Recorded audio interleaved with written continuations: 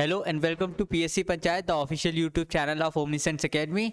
हम अपनी lecture series में जो यूनिट टू है उसमें एप्टीट्यूड पढ़ रहे थे। एप्टीट्यूड में हमने पहली जो हमारी जो वो होती है characteristics of a civil servant जो अकॉर्डिंग टू सेकेंड ARC आई है, उसमें हम सेकेंड हमारी पर्सनालिटी ट्रेट पढ़ रहे हैं जो कि इम्पार्शियलिटी। एक सिविल सर्वेंट को why a civil servant should be impartial. Impartial का मतलब क्या होता है कि अगर आपके पास कोई सिचुएशन है जहाँ पे आप दो मतों के बीच में अपना डिसीजन लेने वाले हैं, तो you have to take decision without your biases. आपके जो प्रीकर्सर्स हैं उनके बारे में जो आपका रिलेशन है या आप उनके बारे में जानते हैं, उन सबको छोड़ के मेरिट ऑफ द सिचुएशन कि दो लोग हैं। फॉर एग्जाम्पल एक एग्जाम्पल लेते हैं कि अगर आप किसी सिचुएशन में हैं कि ये लैंड किसका है, ये लैंड किसका है, लैंड डिस्प्यूट है, आपको डिसीजन लेना है कि ये लैंड किसका है।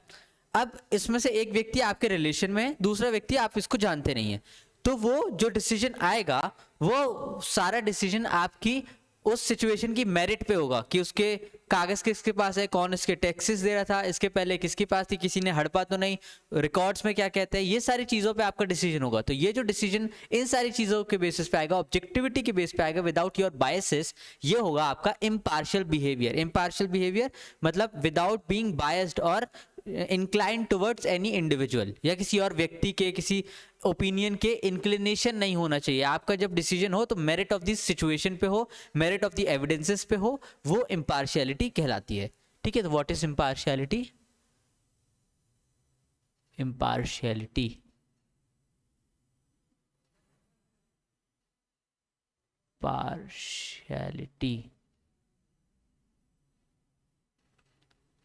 इम्पार्शियलिटी क्या है? Without being biases, without any biases, है ना। Are behaviour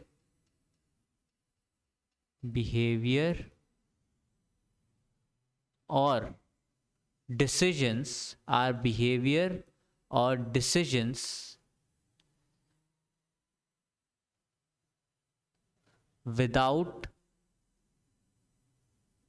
without any biases,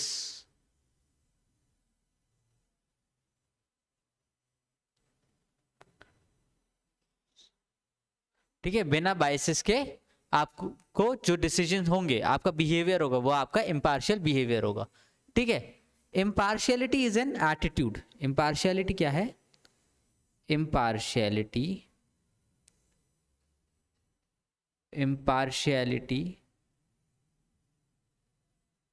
is an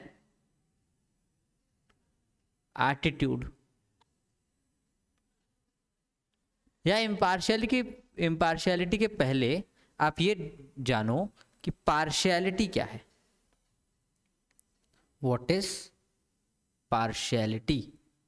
partiality का मतलब होता है कि आप किसी का साइड ले रहे हो without referring to the situation, merit of the situation. आप एविडेंसेस को डिनाई कर रहे हो। कोई आपका व्यक्ति है जो आप किसी पोजीशन में है, आप किसी थाने में है और रिपोर्ट लिखनी है, ठीक है। तो रिपोर्ट का जो लहजा होगा वो हो सकता है कि अगर कोई आपका रिलेटिव हो, आप उसके फेवर में उस रिपोर्ट को दिखाना चाहें, तो वो क्या होगा? पार्शियल बिहेवियर, ठीक है। या फिर आप किसी इंडिया और पाकिस्तान का मान लीजिए मैच हुआ, क्योंकि हम इंडियंस हैं तो हम साइड किसकी लेंगे? इंडिया की, कि अच्छा है, क्योंकि हमारा पार्शियल बिहेवियर है। हो सकता है कि उस टाइम के current form of the Pakistan team better हो, लेकिन हम फॉर्म को छोड़ते हुए, हम आप सारे स्टैट्स को छोड़ते हुए इंडिया को सपोर्ट करें, वो हमारा पार्शियल बिहेवियर कहलाएगा। ठीक है, पार्शियल समझ में आया? What is partial? Partiality is an attitude, और पार्शियलिटी इज एन एटीट्यूड, इसका मतलब क्या होता है? बायसेस और इंक्लाइंड झुका हुआ, इंक्लाइंड बिहेवियर, ठीक है, या ओपिनियन, बिहेवियर नहीं तो ओपिनियन, इंक्लाइंड ओपिनियन।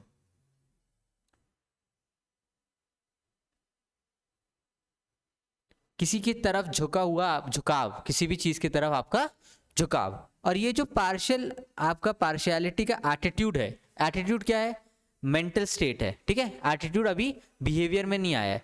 वही पार्शियलिटी जब आप करते हैं तो ये आपको लीड करता है रिजल्ट इनटू बायसेस। यही जो पार्शियलिटी एज अ एटीट्यूड है ये रिजल्ट करता है into discriminatory behaviour, result in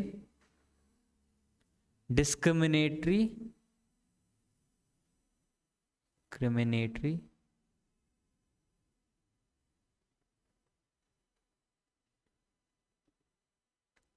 behaviour.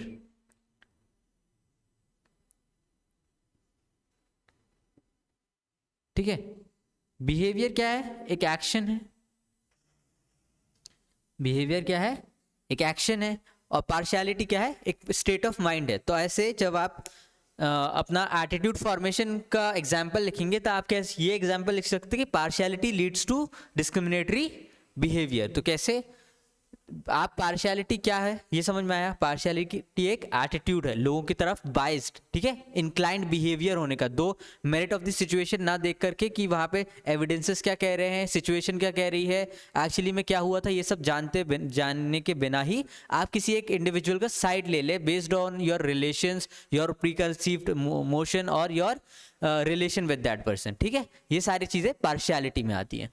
अब हम देखेंगे what is political partiality and what is public partiality. इन दोनों में इम्पार्शियलिटी, दो टाइप की पार्शियलिटीज हमें मेजरली पढ़नी है।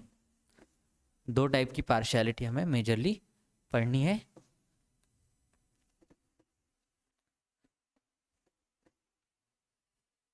ठीक है, पहली है टाइप्स। ठीक है, दो टाइप की है।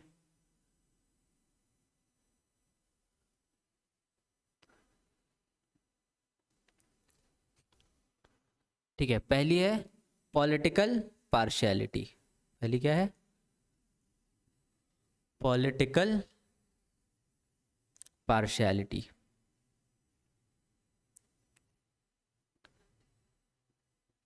और दूसरी है पब्लिक पार्शियलिटी। दूसरा क्या है? Public partiality.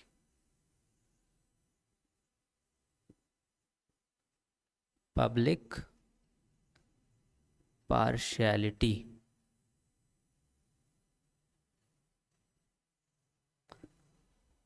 What is political partiality? Sorry, impartiality. I am sorry, impartiality. Impartiality.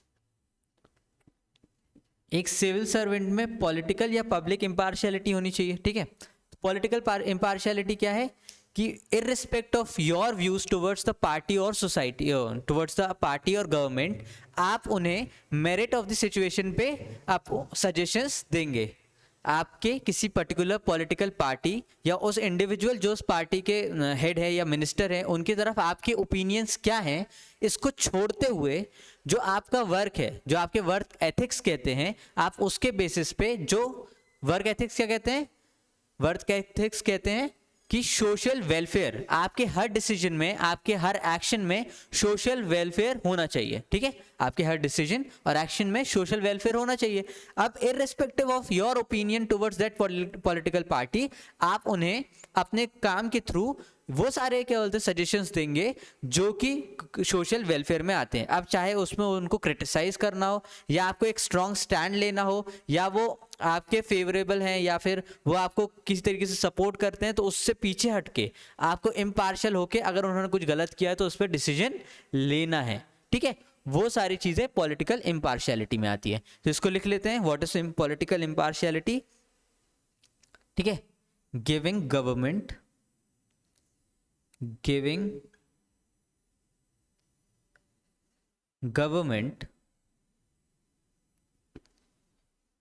unbiased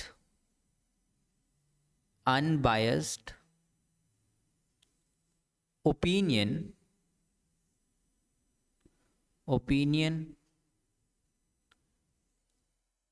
दे सकते हैं, या फिर प्रोजेक्ट में जो आपका वर्क है वो सारी चीजें आप अनबायस्ड तरीके से देंगे। ओपिनियन और administrative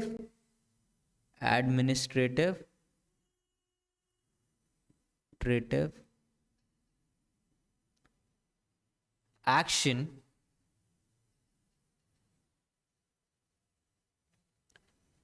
irrespect of irrespect of your political views। ठीक है, at your best capacity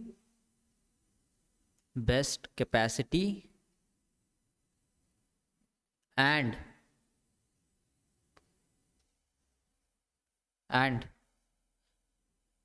remembering about social welfare। ठीक है, सोशल वेलफेयर और आपकी बेस्ट कैपेसिटी में आप वो सारे ओपिनियन देंगे, वो सारे एक्शंस लेंगे जो कि लीगली कॉन्स्टिट्यूशनल मोरालिटी के थ्रू, जो सारी चीज़ें कॉन्स्टिट्यूशनल मोरालिटी का एड्रेस करती हैं, जो लीगली सही हैं, जो एडमिनिस्ट्रेटिव एक्शंस के हिसाब से करेक्ट हैं, वो सारे डिसीजंस लेंगे इररिस्पेक्टिव ऑफ कि आप वो इंडिविजुअल के बारे में, उस पॉलिटिकल पार्टी के बारे में, या वो पॉलिटिकल पार्टी आपको किस तरीके से ट्रीट करती है। ये आपकी क्या होगी as a administrator political impartiality. ठीक है, इसमें एक और स्टेटमेंट लिख लीजिए, that an administrator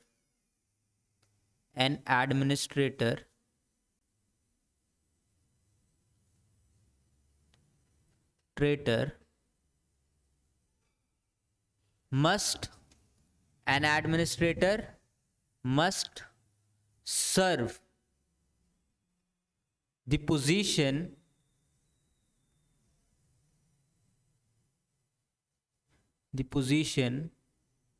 not the individual।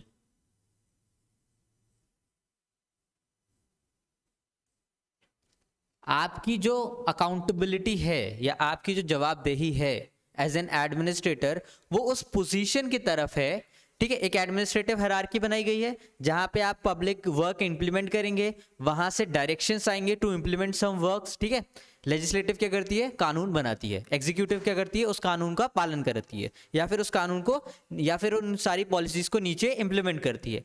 आपका काम है उन पॉलिसीज को बेस्ट कैपेसिटी में इंप्लीमेंट करना विदाउट बीइंग बाइस्ड। ठीक है, ये आपका काम है।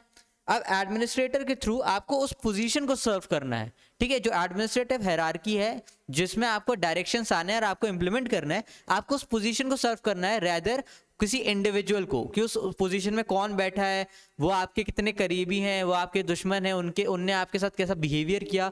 ये सारी चीज़ें आपको एडमिनिस्ट्रेटिव कैपेसिटी से अलग करनी है, और मेजरली आपको इस पे काम करना है कि आपको जो डायरेक्शंस मिले हैं, आपकी जो मॉरल ड्यूटीज बनती हैं, उस टाइम पे आपके जो रूल्स एंड रेगुलेशंस कहते हैं, उस बेसिस पे आप काम करेंगे। ये एडमिनिस्ट्रेटिव पॉलिटिकल इम्पार्शियलिटी ओवरऑल कहलाती है। ठीक है, दूसरी होती है पब्लिक इम्पार्शियलिटी। पब्लिक इम्पार्शियलिटी में serving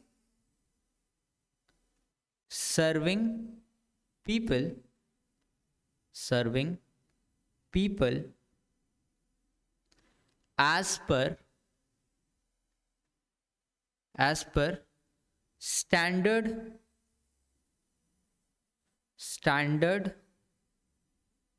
of procedure and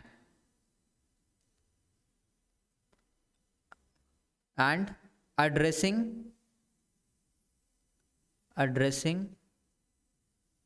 social welfare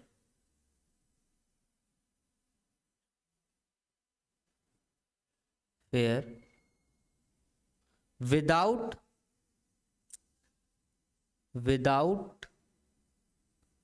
being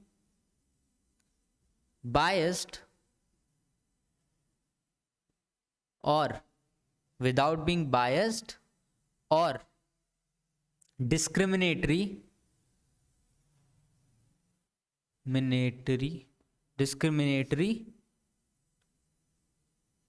towards public। For example, आपको पब्लिक इम्पार्शियलिटी क्या बोलती है कि जब अगर किसी को आप एक एडमिनिस्ट्रेटर हैं, आप एसडीएम हैं, डीएम हैं किसी जिले के, ठीक है, तो आपको क्या करना है, एक डिसीजन लेना है कि मध्याह्न भोजन के लिए, ठीक है, मिड डे मील के लिए जो खाना देगा व्यक्ति वो कौन होगा, ठीक है। अब इसमें एक व्यक्ति ऐसा है जो आपके पहचान का है, कोइंसिडेंटली कभी पढ़े हों, कभी जानते हो, किसी भी तरीके से, या एडमिनिस्ट्रेटिव कैपेसिटी में कभी आप उनको देखे हों, एक वो व्यक्ति है। एक व्यक्ति जो नया शुरू कर रहा है ये वाला काम, ठीक है। अब आप वो सारी चीज़ों को जज करेंगे, उन्हें टेंडर देना होता है, हर स्कूल में मिड डे मील देने से पहले आपको टेंडर देना होता है। तो आप ये जज करेंगे पहले कि कौन बेहतर पर्सन है, किसके पास फैसिलिटीज़ ज़्यादा हैं, किसके पास वो नेटवर्क ज़्यादा है, कौन ऐसा व्यक्ति है जो बिना रुके वो काम कर सकता है, कौन हाइजीन मेंटेन कर सकता है, वो सारी न्यूट्रिशन चीज़ें देगा और उसके साथ साथ अपना प्रॉफिट भी बना लेगा without being corrupt practices, without doing corrupt practice. ये सारी चीज़ों का एड्रेस करेंगे, किसका ट्रैक रिकॉर्ड अच्छा है, कौन कहाँ से क्या बोलते हैं मटेरियल उठा रहा है, कोई गलत प्रैक्टिस तो नहीं है इसके बैकग्राउंड में। ये सारी चीज़ें मेरिट ऑफ द सिचुएशन देखेंगे और अपना डिसीजन लेंगे। ये होता है पब्लिक इम्पार्शियलिटी, कि आपके पास कोई काम कर लेने आया तो विदाउट बीइंग बायस्ड आप उसकी तरफ कैसे बिहेवियर रखेंगे। ये होता है एज एन एडमिनिस्ट्रेटिव आपका पब्लिक इम्पार्शियल बिहेवियर, ठीक है। ये समझ में आया टाइप्स। अब हम नेक्स्ट देखने वाले हैं कि why to be impartial, impartial होने से बेनिफिट क्या है, ठीक है। वाई टू बी इम्पार्शियल या फिर वाई टू फॉलो इम्पार्शियलिटी।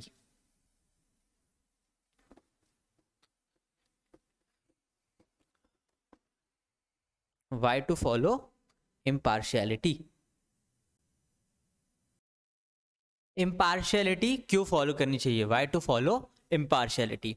इसका पहला वो है according to a second ARC, according to second ARC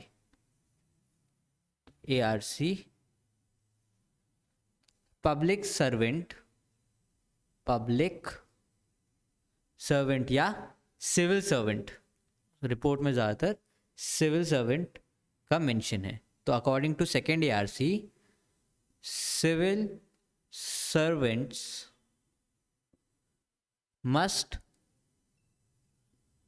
follow impartiality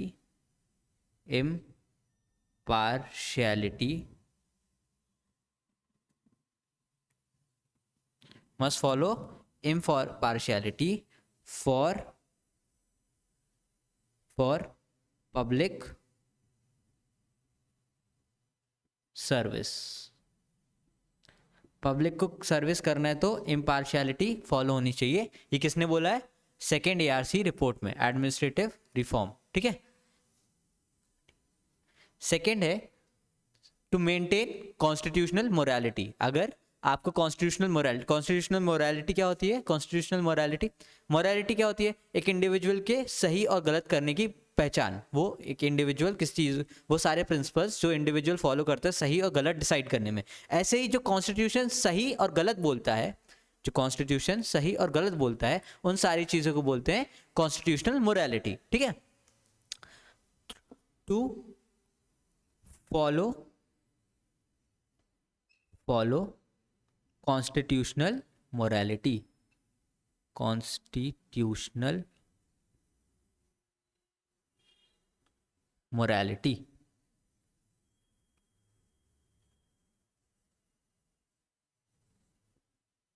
constitutional morality क्या है ये अब मैंने बता दिया आपको।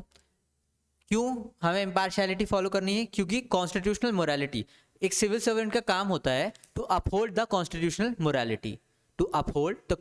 मोरालिटी, कॉन्स्टिट्यूशन में जो सारी चीज़ें सही और गलत बताया गया है उसके अकॉर्डिंग बिहेव करना। तो इम्पार्शियलिटी हमें इसलिए फॉलो करनी चाहिए क्योंकि हमें कॉन्स्टिट्यूशनल मोरालिटी को अपहोल्ड करना है। For example fundamental rights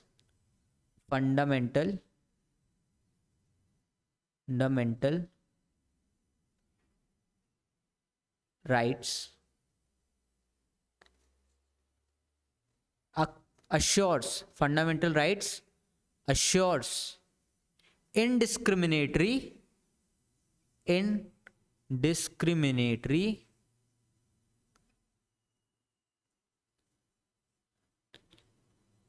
public service.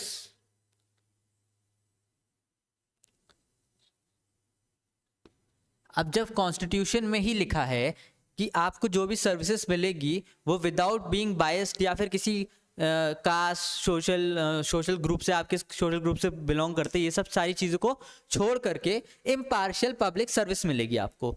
तो हमने क्या किया, कॉन्स्टिट्यूशनल मोरालिटी को फॉलो करने के लिए इम्पार्शियलिटी फॉलो करना ज़रूरी है। तो why to follow impartiality? To uphold constitutional morality. ठीक है, विथ एग्जाम्पल। आपको कोई और एग्जाम्पल याद आ रहा है? प्लीज कोट इट, क्योंकि आपकी बात को कोट करने के लिए एग्जाम्पल्स बहुत जरूरी हैं, आपके आंसर इफेक्टिव बनते हैं। ठीक है, third one is to ensure other civil servant values, to ensure other civil servant values taught by second ARC। क्या हुआ कि इम्पार्शियलिटी क्यों फॉलो करनी चाहिए, हम इसका आंसर दे रहे हैं। ठीक है, सेकेंड ARC ने क्या बोला कि कॉन्स्टिट्यूशन को अपहोल्ड करना ही करना है, लेकिन उसके अलावा एक सिविल सर्वेंट को ऑब्जेक्टिव होना चाहिए, इम्पार्शियल होना चाहिए, ट्रांसपेरेंट होना चाहिए, he should be committed to people. ठीक है, ही शुड बी एम्पैथेटिक और more compassionate towards weaker section of the society. ये सारी चीज़ें आपको करने के लिए इम्पार्शियल होना बहुत ज़रूरी है। क्या इम्पार्शियल बेसिक बिल्डिंग ब्लॉक है, इम्पार्शियलिटी एक बेसिक बिल्डिंग ब्लॉक है टू मेक श्योर कि आप बाकी सिविल सर्वेंट की वैल्यूज को एक्सरसाइज करें। कैसे? फॉर एग्जाम्पल ऑब्जेक्टिविटी का मतलब क्या होता है?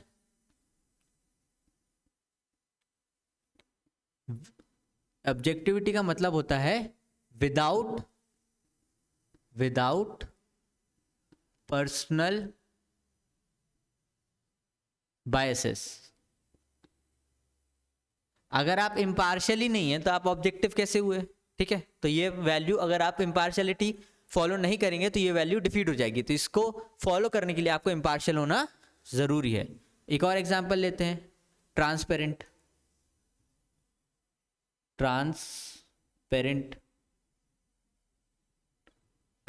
का मतलब क्या होता है? टू मेक श्योर कि आप जो भी काम कर रहे हैं वो खुले में हो, बिल्कुल लोगों को पता चले क्या हो रहा है।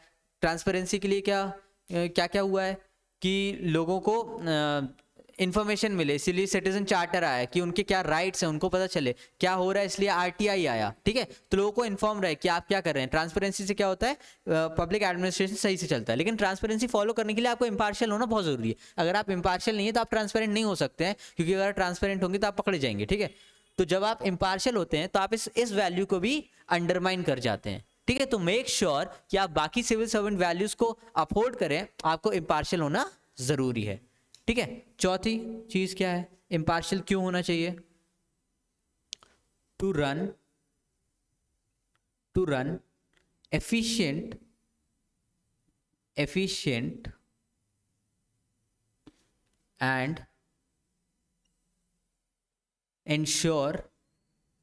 and to ensure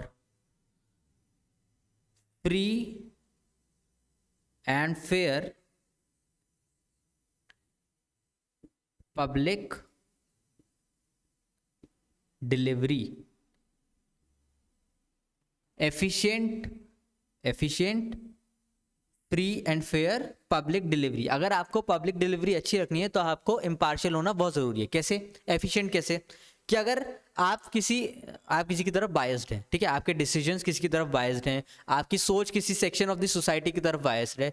आप बहुत सारे एग्जांपल ले सकते हैं जहाँ पे आप एफिशिएंट नहीं हो सकते। एफिशिएंट का मतलब है कि आप कोई भी काम करें उसमें कम वेस्टेज हो और ज़्यादा जो काम कर रहे हैं उसमें फ्रूटफुल रिजल्ट्स आए। ठीक है, अब आप किसी सेक्शन ऑफ द सोसाइटी की तरफ बायस्ड हैं, आप पर्टिकुलर सेक्शन ऑफ सोसाइटी को देखते हैं, किसी अंडरमाइन करके देखते हैं अपने से या अपनी कम्युनिटी से या किसी भी चीज़ से। ठीक है, इस सिचुएशन में अपने आप को रख के देखिए। तो जब आप पब्लिक डिलीवरी करेंगे, आप कोई डिसीजन लेंगे तो आप उन लोगों को अंडरमाइन करेंगे और एक एफिशिएंट एडमिनिस्ट्रेटर कभी भी लोगों को अलग अलग तराजू में नहीं तोलता है। तो जब आप पब्लिक डिलीवरी देंगे तो ऑब्वियसली अगर आप इम्पार्शियल हैं तो आपकी पब्लिक डिलीवरी फेल होगी, तो वैसे ही एफिशिएंट आप नहीं रहेंगे। फ्री एंड फेयर भी नहीं होंगे, क्योंकि अगर आपने कोई टेंडर आया, आपने अपने लोगों को बांट दिया तो वहाँ पे दिक्कत होती है, ठीक है। इसीलिए एफिशिएंट पब्लिक डिलीवरी नहीं हो पाती है, फ्री एंड फेयर नहीं हो पाती है अगर आप इम्पार्शियल हैं। तो आप पार्शियल हैं। इम्पार्शियल होना क्यों ज़रूरी है? अगर आप इम्पार्शियल होंगे तो आप ये पब्लिक डिलीवरी को सही से कर पाएंगे, ठीक है। आप इंश्योर कर पाएंगे कि लोगों को उनके राइट्स मिले, जिसको खाना मिलना चाहिए उसको सही जगह से मिले। मिड डे मील का जो टेंडर है उसी व्यक्ति को जाएगा, जो व्यक्ति एक्चुअली में बच्चों को न्यूट्रिशियस फूड देगा, सही तरीके से देगा, जितनी उसने अपने टेंडर में बात की है उसी बेसिस पे देगा, ठीक है। तो ये सारी चीज़ें करने के लिए आपको इम्पार्शियल होना ज़रूरी है। आप एग्जाम्पल्स ज़रूर डालें, ठीक है, 2-4। और फिफ्थ वन क्या है एक और, कि अगर आप इम्पार्शियल हैं, अगर आप इम्पार्शियल हैं तो आप करप्शन के चांसेस रिड्यूस करते हैं। Why to impartial? To reduce chances of corruption.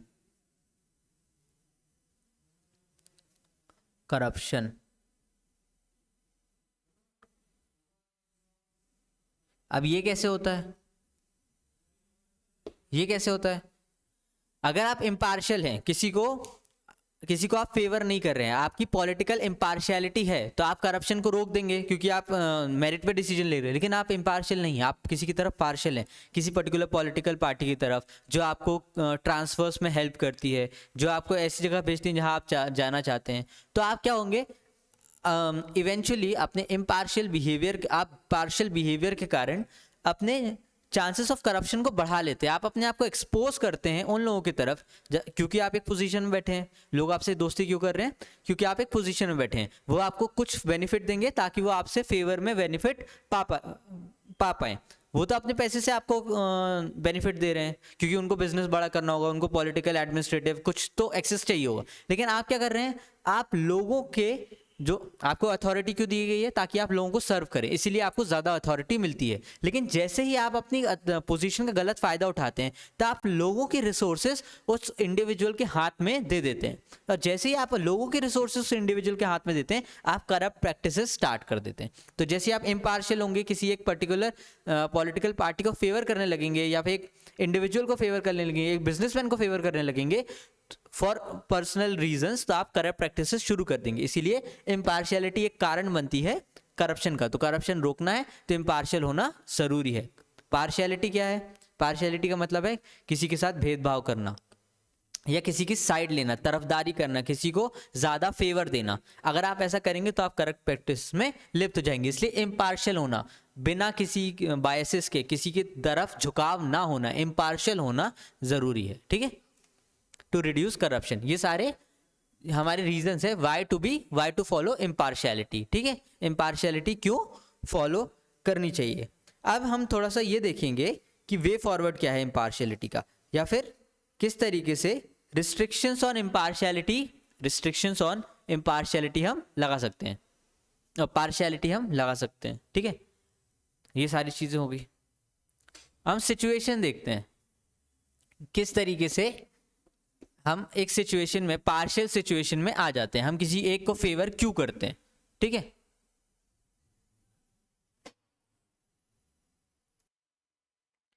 अब हम देखेंगे कि अब आप देखिए कि पार्शियलिटी क्यों आती है, किसी भी जगह पार्शियलिटी क्यों आती है। पार्शियलिटी इसलिए आती है कि जैसे कोई भी पब्लिक सर्वेंट किसी पॉलिटिकल इंडिविजुअल को या जो हायर अथॉरिटीज़ हैं उनको पब्लिकली क्रिटिसाइज नहीं कर सकते या उनकी पॉलिसीज़ को पब्लिकली अप्रिशिएट नहीं कर सकते हैं, ठीक है। ये सारी चीज़ें एडमिनिस्ट्रेटिव में गलत मानी जाती हैं।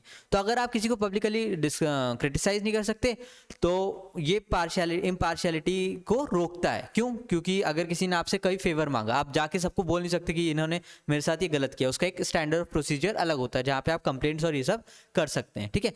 दूसरा क्या है? दूसरा ये है कि ट्रांसफर्स लोगों के हाथ में होते हैं। तो अगर आप अच्छा काम कर रहे हैं तो लोग आपको ट्रांसफर कर देते हैं, तो लोग उससे आपकी लाइफ थोड़ा सा डिस्टर्ब होती है। तो आप उस चीज़ से बचने के लिए कभी कभी इम्पार्शियल बिहेवियर को छोड़ देते हैं और पार्शियल बिहेवियर अपनाते हैं to gain such small perks and rewards की, छोटा रिवॉर्ड मिल जाएगा या ऐसा मिल जाएगा, ठीक है। ये सारी क्या सिचुएशन थी कि आपको इम्पार्शियल बनने से कैसे रोका जाता है। तो हम देखेंगे कि कैसे इम्पार्शियलिटी को मेंटेन किया जाए, हाउ टू मेंटेन इम्पार्शियलिटी, ठीक है।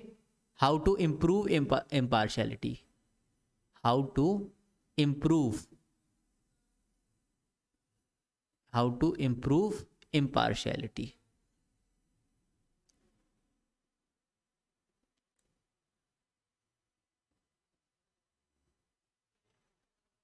ठीक है, इसके हम 3 तरीके देखेंगे, 3 तरीके के रिफॉर्म्स देखेंगे जो हम इम्पार्शियलिटी को इम्प्रूव करने के लिए ला सकते हैं, ठीक है, या 4 तरीके के भी देख सकते हैं।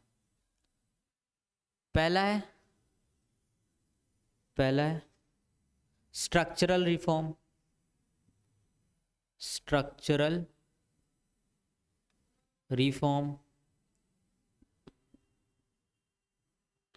दूसरा है एडमिनिस्ट्रेटिव रिफॉर्म,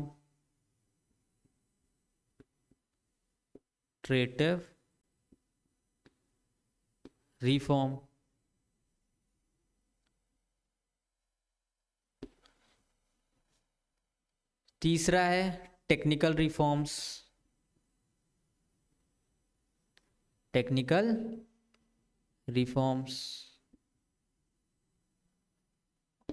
एक सेकंड में पेन भर लूं, थोड़ा सा कम आ रहा है।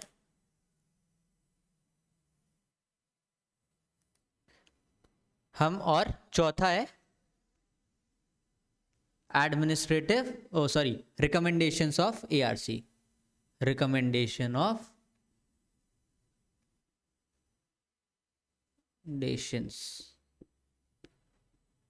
Of committees,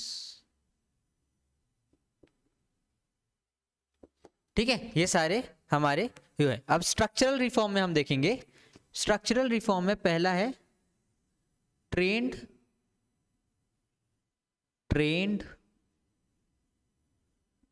पर्सोनेल्स,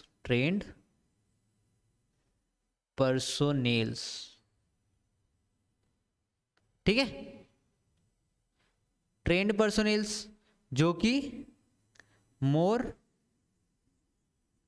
impartial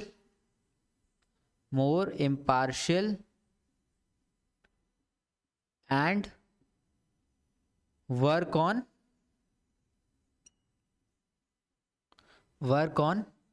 administrative efficiency,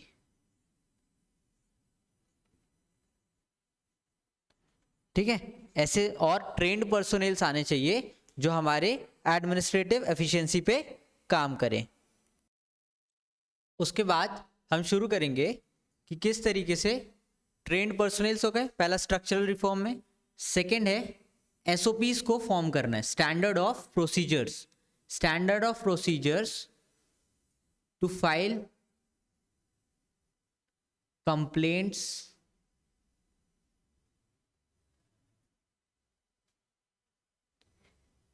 and grievance redressal mechanism,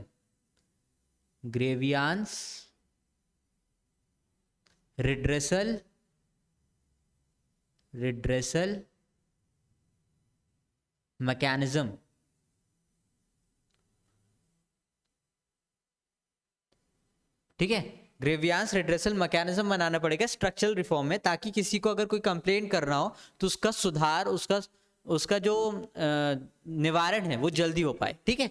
second है एडमिनिस्ट्रेटिव रिफॉर्म्स में पहला है आपको ऐसी चीजें करनी है, ट्रांसपेरेंसी मेंटेन करनी है, ट्रांसपेरेंसी एंड अकाउंटेबिलिटी मेंटेन करनी है। ट्रांसपेरेंसी का मतलब होता है पारदर्शिता, अपने काम में पारदर्शिता लेके आना, और अकाउंटेबिलिटी जवाबदेही होती है, ठीक है। पारदर्शिता और जवाबदेही,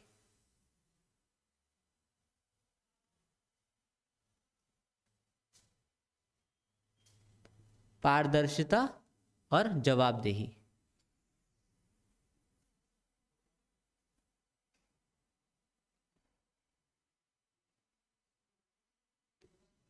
ठीक है, ये दोनों मेंटेन करना कैसे? For example use of citizen charter, use of citizen charter, और कैसे? ठीक है, गवर्नेंस, आप क्या करते हैं, साइट्स पे, गवर्नमेंट की साइट्स पे डेटा अपलोड करते हैं। आरटीआई, राइट टू इंफॉर्मेशन, ये सारी से पारदर्शिता और अकाउंटेबिलिटी आती है, जिससे इम्पार्शियलिटी इंश्योर होती है। ठीक है, उसके बाद एडमिनिस्ट्रेटिव रिफॉर्म हो गया। अब टेक्निकल रिफॉर्म। टेक्निकल रिफॉर्म में पहला, टेक्निकल रिफॉर्म में क्या करना है इनको? टेक्निकल रिफॉर्म में ये करना है कि less contact between people and service, जो लोग सर्विस ले रहे हैं और जो सर्विस दे रहे हैं उनके बीच में कम कांटेक्ट हो। इससे क्या होगा, लोगों का कांटेक्ट कम होगा, लोगों को सर्विस डिलीवरी उनके फ़ोन पे, उनके ऐप में मिल जाएगी, तो यहाँ पार्शियलिटी की स्कोप कम हो जाएगी। ठीक है, technology, technology reduces scope of impartiality। कैसे? ठीक है, जैसे गवर्नमेंट का वो भी है, मोर गवर्नेंस लेस गवर्नमेंट, ये आप डाल सकते हैं। ये गवर्नमेंट का इनिशिएटिव है, क्या कि लोगों को सुविधाएं ज़्यादा मिले और गवर्नमेंट का जो इंटरैक्शन है वो कम हो, गवर्नमेंट का हाथ कम हो और लोगों को ज़्यादा सुविधाएं मिल पाए। ये तरीका है, तो ये टेक्नोलॉजी में काम बैठता है। जैसे कि आप अपना आरटीआई फाइल कर सकते हैं। ठीक है, और क्या कर सकते हैं, आप अपना टैक्स ऑनलाइन दे सकते हैं, टैक्स ऑनलाइन दे सकते हैं। ठीक है, जैसे आप अपना जीएसटी ऑनलाइन दे सकते हैं। पहले क्या होता था, इन सब कानून के लिए आपको एक जगह पे जा करके किसी बाबू के सामने वो करना। एक और एग्जांपल डालिए टेक्निकल रिफॉर्म में, डिजिटाइजेशन ऑफ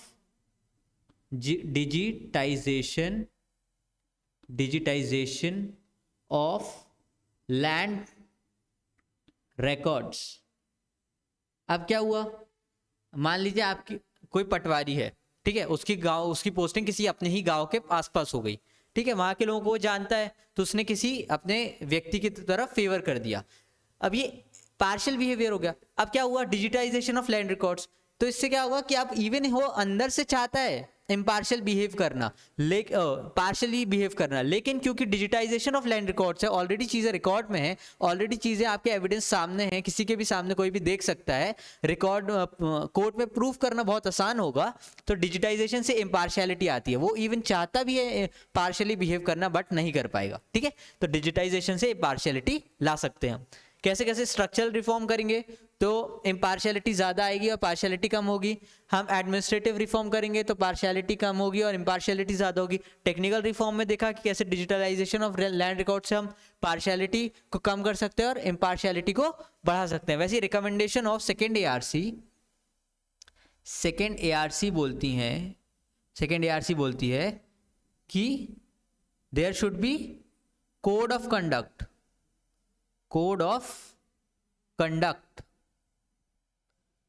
किसका, मिनिस्टर्स का कोड ऑफ कंडक्ट होना चाहिए अकॉर्डिंग टू सेकेंड एआरसी, और जो ये कहता है कि मिनिस्टर को कोई भी बात ऐसी नहीं कहनी चाहिए अपने एडमिनिस्ट्रेटर से कि वो इस कॉन्फ्लिक्ट में आ जाएं कि वो अपनी ड्यूटी के बीच में कॉन्फ्लिक्ट, जो भी उनकी ड्यूटी है, ठीक है, तो वो पर्सनल डिलेमा में आ जाए कि आपकी बात सुने या ड्यूटी करे। ठीक है, तो मिनिस्टर को कुछ भी ऐसी एडवाइस या ऐसे डायरेक्शंस अपने ऑफिसर्स को, अपने एडमिनिस्ट्रेटर्स को नहीं देने चाहिए कि वो किसी डिलेमा में आ जाए कि उन्हें ड्यूटी या फिर उनके ऑर्डर्स को फॉलो करना है। Ministers must not advice administrators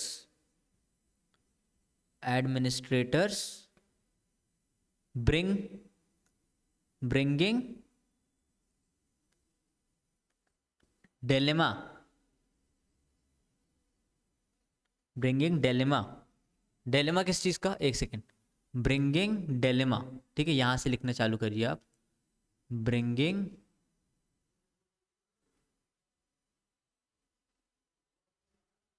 dilemma between duty and order. तो आज की क्लास में हमने क्या देखा कि इम्पार्शियलिटी क्या होती है, इम्पार्शियलिटी के टाइप्स देखे, political impartiality and public impartiality. उसके बाद हमने देखा कि हमने ये बात की क्यों पार्शियलिटी होती है, क्योंकि लोग वहाँ पे बहुत सारी चीज़ें हैं, आपके ऑर्डर है, लोग आपको पर्क्स देंगे, लोग आपको नए नए इंसेंटिव्स देंगे, आपको काम करने के लिए भड़काएंगे।